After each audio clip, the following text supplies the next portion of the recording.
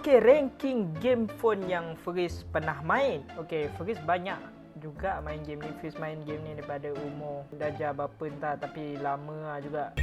Yo chat, why this game so fun chat? Nombor 4 4. Taklah suka sangat. Free Fire pun Fiz pernah main, tapi sekejap je Fiz main PUBG Mobile lepas tu. Okay, Fiz rasa Fiz letak nombor 6 lah ke 7 sebab Fiz tak main sangat Free Fire. Weh, Clash Royale best tu. Tapi game ni susah sebab kompetitif juga. Nombor 2.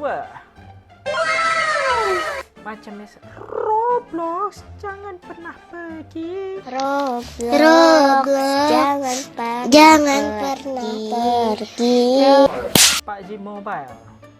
Fiz banyak juga main PUBG Mobile dulu, so nombor 3 lah.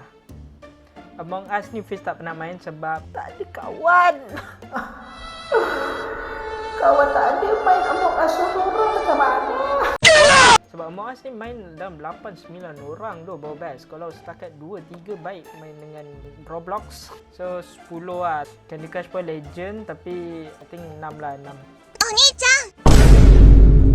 Genshin Impact ni dulu Fiz main, tapi Fiz stop sebab banyak sangat tu mission dia. Probably nombor 8 lah, 8. Call of Duty pernah main pun sekejap. Fiz main 2-3 game ni. Tapi best lah juga Call of Duty sebab dia first person kan. Tapi boleh third person kan. Ya, I think 9 lah. Clash of Clans. Fiz main balik tau game ni hari tu lah. Tapi dah stop balik main. Oh, inilah list dia. Agak pelik lah tak ada Mobile Legend.